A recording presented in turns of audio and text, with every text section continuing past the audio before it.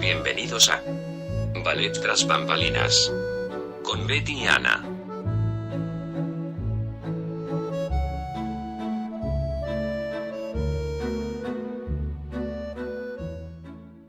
Hola, bienvenidos nuevamente a Ballet tras bambalinas, el podcast en el que cada sábado hablamos de ballet y de danza y lo llevamos hasta donde se encuentren. Les habla Ana y los invito, como cada episodio, a regalarnos un like, compartirnos y comentarnos y de paso suscribirse a nuestro canal de YouTube para no perderse ningún episodio. Recuerden que pueden buscarnos en todas las redes sociales y escucharnos en Spotify, Amazon Music, Google Podcast, Spotify Podcast, Audible y iHeartRadio. En esta ocasión, el ballet del que hablaremos hoy nos transporta hasta las lejanas tierras de la India, con una historia de amor, traición y muerte, en donde el personaje principal, Nikilla, solo alcanza la felicidad al llegar al descanso eterno. Es una de esas obras del repertorio clásico que forma parte de las grandes compañías del mundo, la cual presenta la peculiaridad de que contiene uno de los temas que fascinaron a los románticos del siglo XIV, la visión idealista del Oriente, donde la bailarina hindú emerge para realizar su rito sagrado antes de retirarse al misterioso mundo de las sombras. Hablemos de la Bayadère.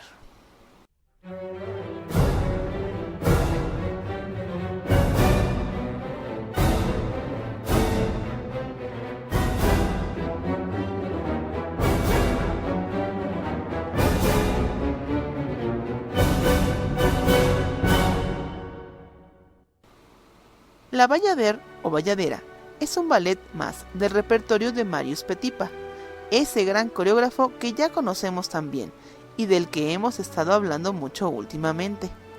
Pero antes que nada preguntémonos, ¿quién o qué es una bayadera? La palabra bayadera hace referencia a las mujeres consagradas a la danza por la religión, las Devadasi, en la India, donde llegaron los navegantes portugueses en el siglo XV. Y las llamaron bailadeiras, de donde ha derivado a bayaderas, las cuales son doncellas que eran formadas desde la infancia, dentro de una rigurosa disciplina artística, como bailarinas profesionales. Las bayaderas eran formadas principalmente para las presentaciones de las danzas religiosas y sagradas, ya que eran vistas como personas que generaban sentimientos de luz solar, perfume y belleza. La Bayadère es el más famoso y célebre de los ballets exóticos de Petipa, ambientado en la antigua India. Aborda el tema de lo exótico oriental, muy utilizado en el ballet del siglo XIX, fascinación que aumentó en 1838 cuando una compañía de bailarinas de la India visitó París. Hubo muchos factores que jugaron en favor de la creación de la Bayadère, pero el más conocido fue el hecho de que el príncipe de Gales visitara la India en 1875, de la que se hicieron eco todos los periódicos y revistas europeos. No se sabe a ciencia cierta quién fue el escritor original del libreto. Al principio, el crédito se lo llevó Sergei Kudekov. Sin embargo, años más tarde, Petipa reivindicó su autoría en una carta a la Gaceta de San Petersburgo. La teoría más aceptada es que ambos trabajaron en conjunto en el libreto, pues Petipa estaba más familiarizado con el tema. A pesar de que el ballet está ambientado en la antigua India, la música de Ludwig Minkus, quien también fuera el compositor de ballets como Don Quijote o Paquita, de la cual hablamos en el capítulo anterior, incluso en los números de los personajes, apenas hace ningún gesto hacia las formas tradicionales de la danza y la música indias. El ballet era esencialmente una visión del Oriente Meridional a través de los ojos europeos del siglo XIX. Aunque algunas secciones de la partitura de Minkus contienen melodías que recuerdan al sur del Oriente, su música es un ejemplo de la que estaba en boga en aquella época, y no se aleja en absoluto de la habitual retalía de polcas melodiosas ligeramente orquestadas, adagios, valses al estilo vienés y cosas así. En ese mismo sentido, la coreografía de Petipa contenía diversos elementos que recordaban al espectador el escenario del ballet, pero ni una sola vez el maestro de ballet se apartó del canon del ballet clásico. La Bayadère fue creada y puesta en escena para la actuación benéfica de Ekaterina Bazem, que fue elegida para el papel de Nikilla. En sus memorias, Bazem reflexiona sobre cómo el ballet era de sus favoritos. Cito: "Mi siguiente papel en el ballet fue el papel de la bayadera Nikilla, producido por Petipa para mi función benéfica a principios de 1877. De todos los ballets que tuve ocasión de crear, este fue mi favorito. Me gustó su hermoso escenario, muy teatral, sus interesantes y animadas danzas, de los más variados géneros, y por último, la música de Minkus, que el compositor manejó especialmente bien en lo que respecta a la melodía y su coordinación con el carácter de las escenas y las danzas". Una de las preocupaciones de Petipa era que su nueva obra se presentara en una sala vacía, ya que el director Karl Kister aumentó el precio de las entradas para que fueran más caras que la de la ópera italiana, que en aquella época su precio era muy alto. A pesar de las dificultades experimentadas durante el periodo de la creación, se sabe que Petipa y Ekaterina Bazem tuvieron varias discusiones acerca del rumbo que debía tomar el papel de Nikilla. Cuando el ballet estuvo terminado, lo que Petipa y Minkus presentaron fue una gran obra dramática ambientada en un lugar exótico que contaba una historia de amor, traición, asesinato y venganza. La Bayadère se estrenó el 4 de febrero de 1877 en el Teatro Imperial Bolshoi Kameny y obtuvo un reconocido éxito, siendo El Reino de las Sombras la obra más elogiada. El cuarto acto también fue muy aplaudido, especialmente los trabajos de los maquinistas para la destrucción del palacio. La Bayadère es un ballet originalmente de 4 actos y 7 escenas.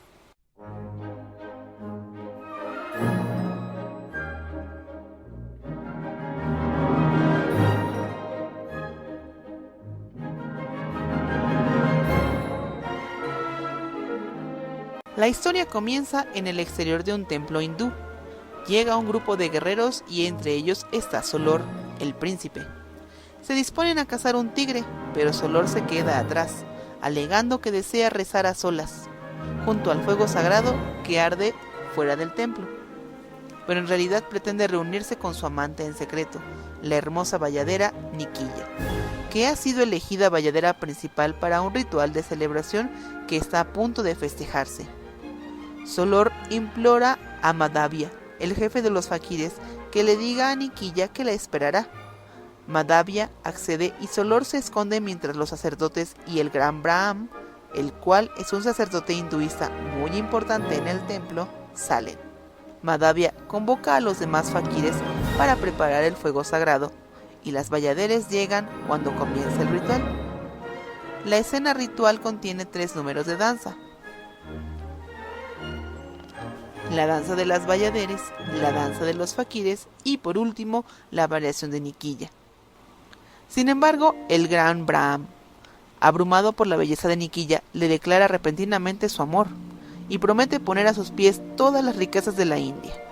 Pero Nikilla lo rechaza, recordándole su lugar en el templo. Las bayaderes llevan agua del manantial sagrado a los faquires, y Madhavya entrega el mensaje de Solor a Nikilla, que está encantada de que su amado esté cerca.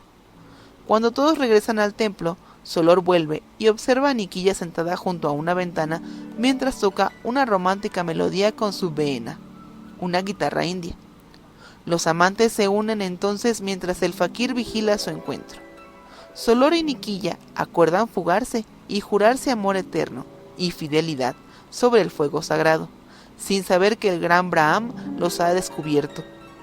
Madhavya les avisa de la llegada de las demás bayaderes, que han venido a buscar agua al manantial sagrado.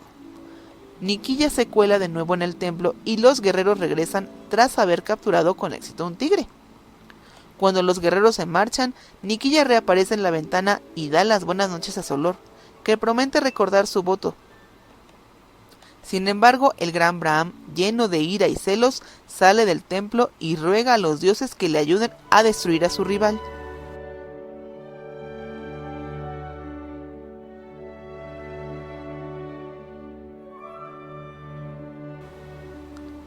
La segunda escena tiene lugar en el palacio del Rajá, que ha decidido que ha llegado el momento de que Solor se case con su hija Gamzati, con la que está prometido desde la infancia.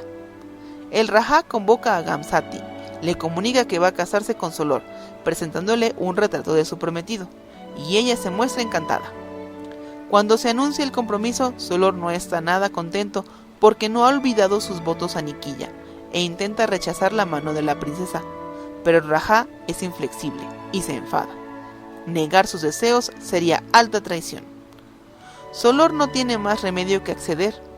En ese momento entra el gran Braham, que exige una audiencia privada con el Rajá.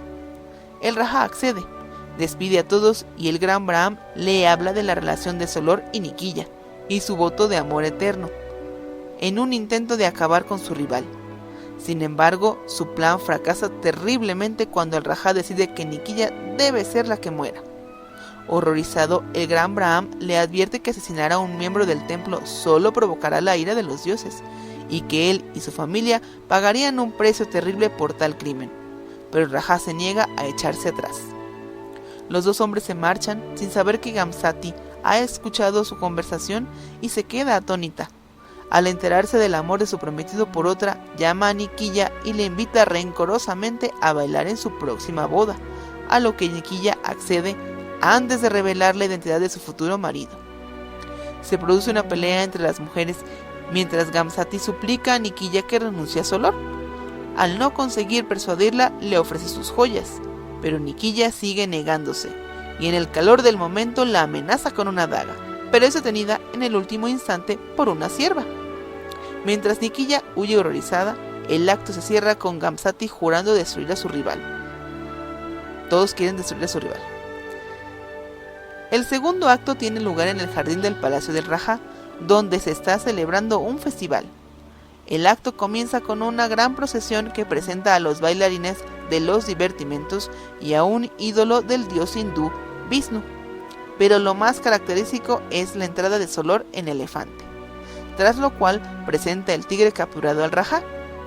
Mientras que el primer acto está compuesto en su mayor parte por pantomimas, el segundo está casi enteramente dedicado a la danza con sus múltiples divertimentos: la danza de los esclavos, la danza de los abanicos, el vals de los loros, en el que los bailarines danzan con loros de utilería, dos cuartetos de bayaders y quizá las dos danzas más famosas, la danza Manu y la danza infernal de los guerreros.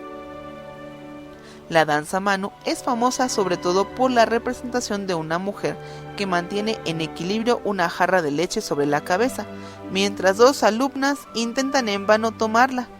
Al final, la mujer saca el cántaro y lo pone boca abajo, para descubrir que está vacío.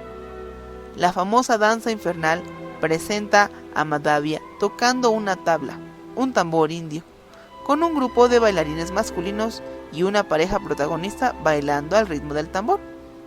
Los divertimentos concluyen con una coda.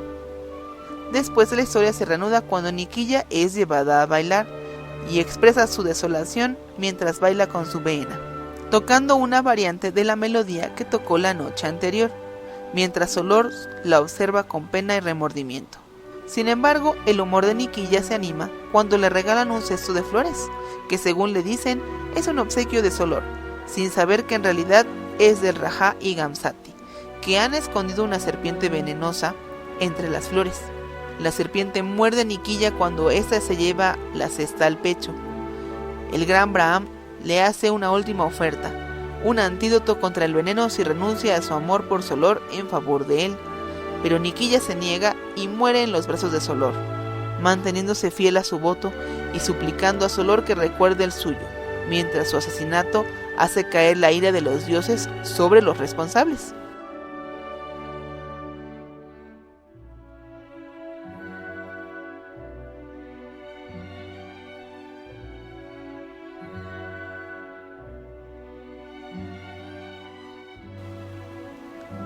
El tercer acto contiene la escena más famosa y celebrada del ballet, el reino de las sombras.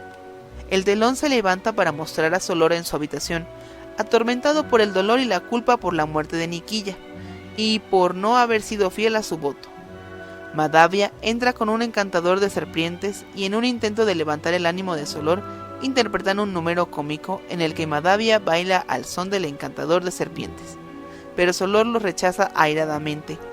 Entonces recibe una visita no deseada de Gamzati, que intenta en vano ganárselo. De repente la sombra de la llorosa Niquilla aparece con una nueva variante de la melodía que tocó con su vena en el primer acto, pero Solor es el único que puede verla. Gamzati teme que Solor esté volviéndose loco, y él la aleja mientras la sombra de Niquilla sigue persiguiéndole. Agotado, Solor fuma opio y se duerme, soñando con Niquilla en un glorioso reino celestial llamado el Reino de las Sombras. Cuando Solor entra, aparece Niquilla, acompañada de nuevo por su melodía, y Solor le suplica perdón. El dueto es acompañado por un solo de violín, compuesto especialmente para el violinista Leopold Auer. Niquilla le perdona y los amantes se reconcilian en un gran adagio en el que les acompaña el cuerpo de baile. La escena concluye con una coda, durante la cual hay un momento en el que Solor intenta en vano agarrar a Niquilla, como un juego del gato y el ratón. El propósito de esta escena es profundizar aún más en la conexión entre Solor y Niquilla, mientras él la persigue en su anhelo de reunirse con ella. Al final de la coda, Solor atrapa a Niquilla cuando el escenario se oscurece y el sueño llega a su fin. El acto se cierra con una escena en la que Solor es despertado de su sueño por Madavia y los guerreros, que le recuerdan que ha llegado el día de la boda y él les sigue a regañadientes.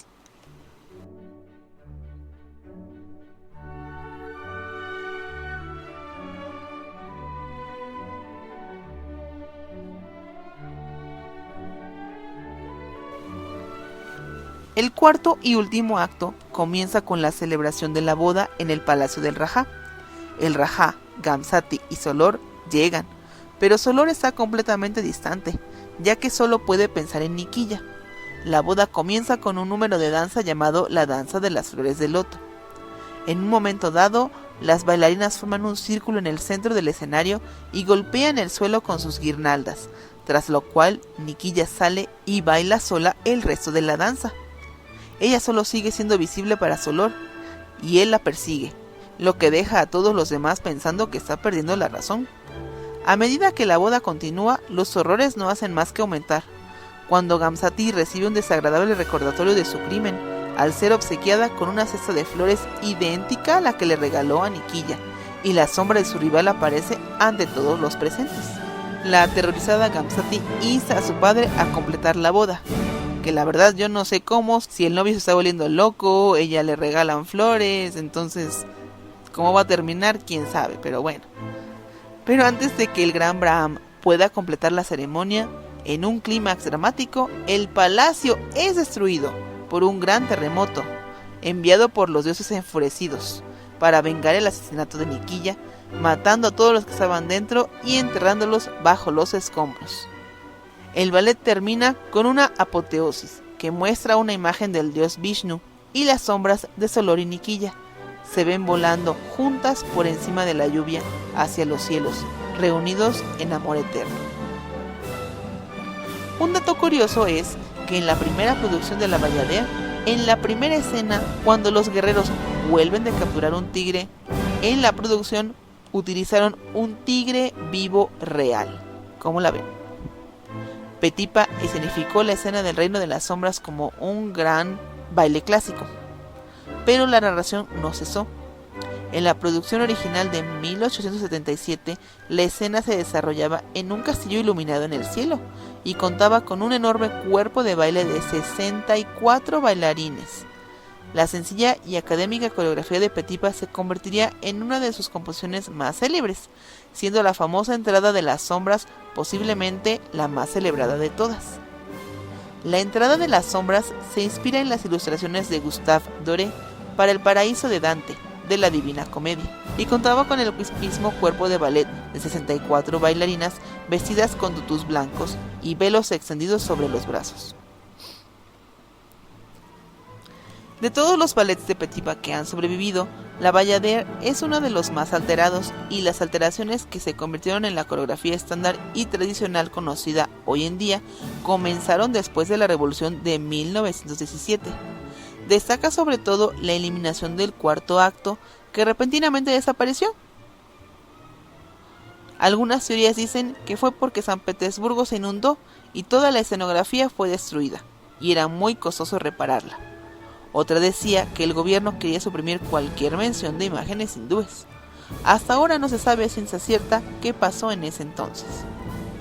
Durante la historia, la Bayadère no volvió a ver su puesta en escena original, esto hasta el 2018, ya que para el bicentenario de Petipa, Alexei Ratmansky produjo la Bayadère para el Staatsballett Berlín.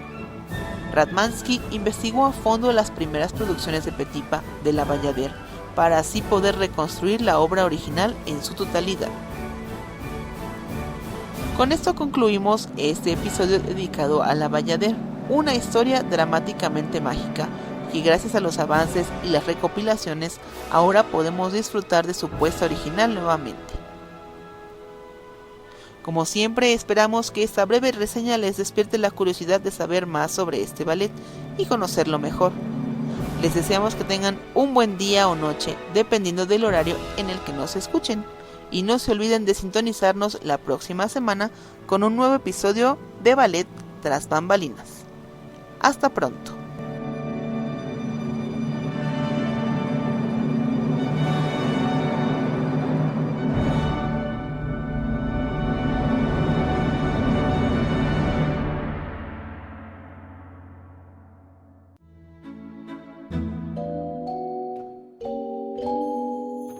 Eso es todo por hoy, muchas gracias por escucharnos, los esperamos en el próximo episodio de Ballet Tras Bambalinas.